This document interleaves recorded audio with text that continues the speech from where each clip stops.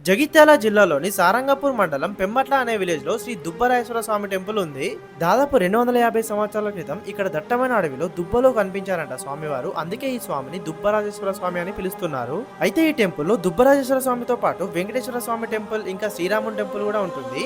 వెంకటేశ్వర స్వామి temple లో పక్కకి అలవేలు మంగ ఇంకా పద్మావతి అమ్మవారు కూడా ఉంటారు. రాములవారి టెంపుల్ పక్కనే ఆంజనేయ స్వామి విగ్రహం, ఇంకా ఒక శివలింగం, ఒక నంది, ఇంకా పాతవి చాలా విగ్రహాలు ఉన్నాయి. ఇక్కడ టెంపుల్ స్టార్టింగ్ లోనే మనకి పెద్ద గోపురం, రైట్ సైడ్ లో ఒక పెద్ద చెట్టు, ఇంకా ఒక పాత బావి కూడా కనిపిస్తుంది.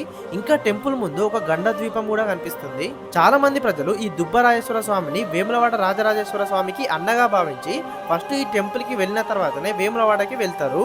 వేములవాడ లాగానే ఇక్కడ కూడా కోడని కట్టేసే సంప్రదాయం ఉంది. ఇక్కడికి జగిత్యాల నుంచే కాకుండా కరీంనగర్, ఆదిలాబాద్, నిజామాబాద్ నుంచి కూడా చాలా మంది జనాలు వస్తారు. మీరు ఈ దుబ్బరాజేశ్వర స్వామి టెంపుల్ కి వెళ్ళారా? వెళ్తే మీకు ఎట్లా అనిపించిందో కామెంట్ చేయండి. దీని ఫుల్ వీడియో యూట్యూబ్ లో పెట్టాను, చూడండి.